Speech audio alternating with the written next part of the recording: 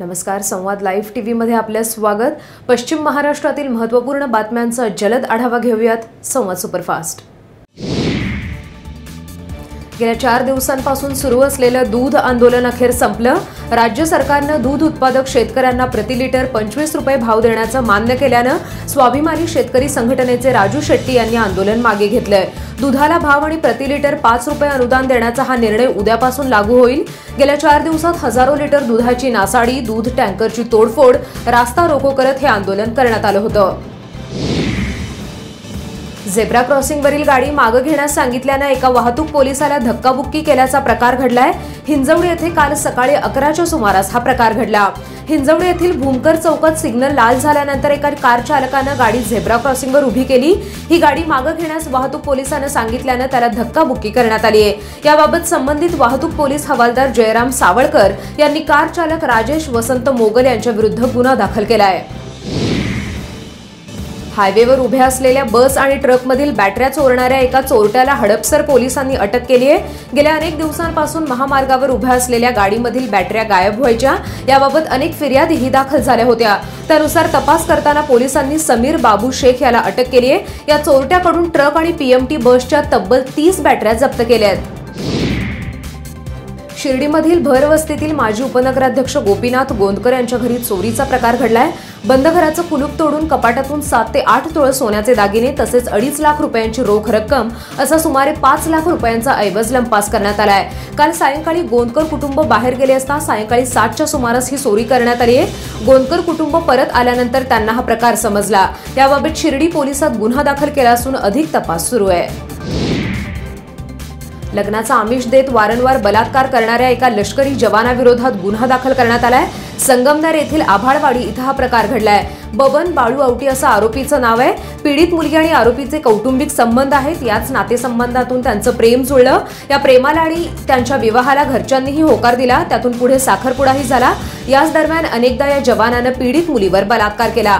मात्र लग्नाची विचारणा केल्यानंतर चालढकल करायचा। बबनच्या घरच्यांनीही त्याची इच्छा नाही असं कारण देत विवाहाला नकार दिला।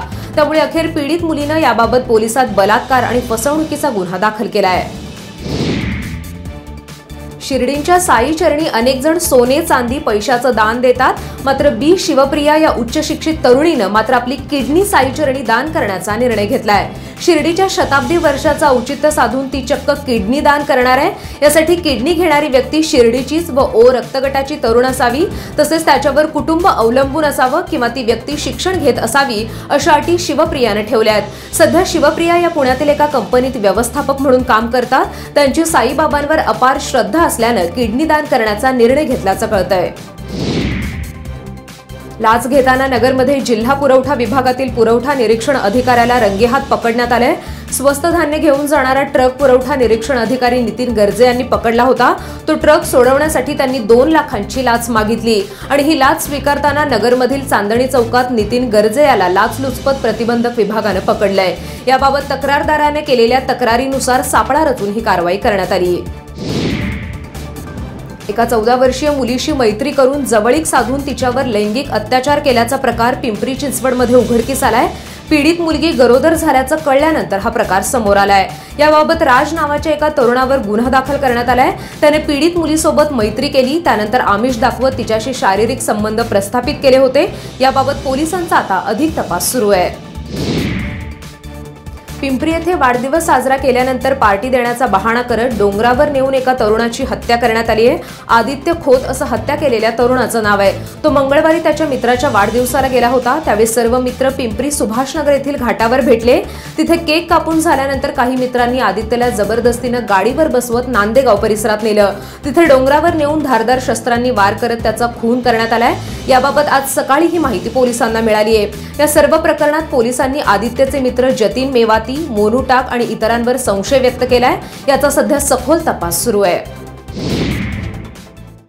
नवीन घडामोडी जाणून घेण्यासाठी पाहत रहा संवाद लाईव्ह टीव्ही। धन्यवाद। संवाद लाईव्ह टीव्ही साठी महाराष्ट्रातील विविध भागात प्रतिनिधी नेमणे आहेत। पुणे, सातारा, सांगली, सोलापूर, कोल्हापूर, ठाणे, मुंबई, हवेली, आंबेगाव, मंचर, जुन्नर हडपसर, पिंपरी आणि भोसरी या भागात संवाद लाईव्ह टीव्ही साठी प्रतिनिधी नेमणे आहेत. पत्रकारिता क्षेत्रातील किमान 3 वर्षांचा अनुभव आवश्यक. इच्छुकांनी आजच संपर्क साधा. मोबाईल क्रमांक 9665 992 992.